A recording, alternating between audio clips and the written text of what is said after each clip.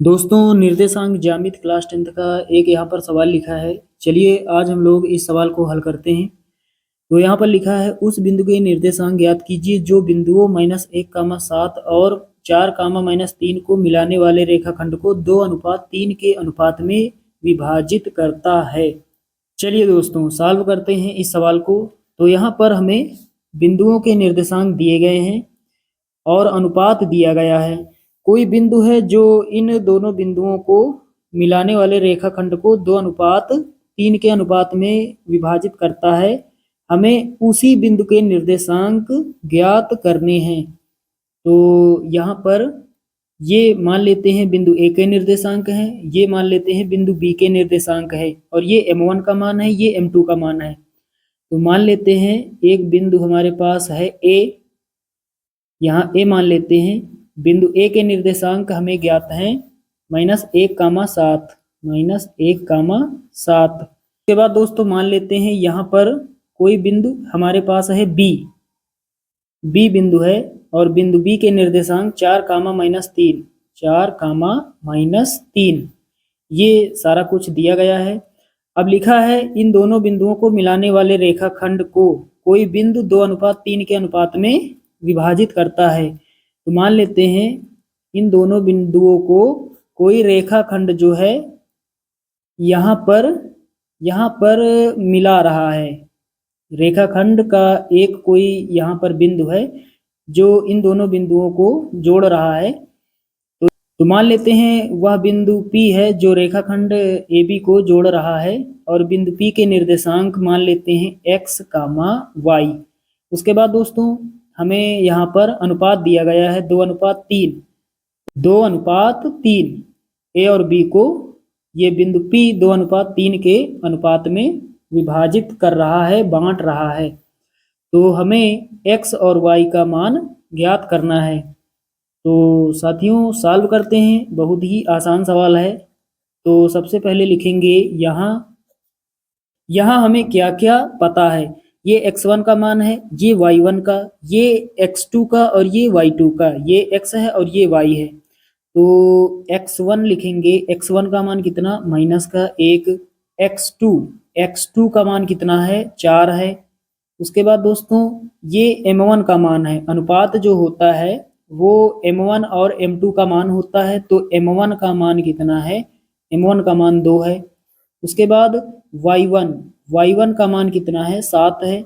y2 का मान -3, और दोस्तों m2 का मान कितना दिया गया है, 3 दिया गया है। हमें x, y बराबर क्वेश्चन मार्क, x और y दोनों का मान बताना है। तो अंतः विभाजन का सूत्र रख देते हैं। x बराबर होता है mx प्लस mx बटे में m प्लस m, और y बराबर होता है my प्लस my और बटे में m प्लस m।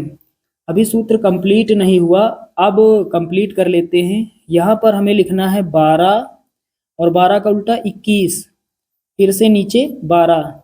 सेम यहाँ पर भी उसी प्रकार, पहले 12 फिर 21 फिर से 12।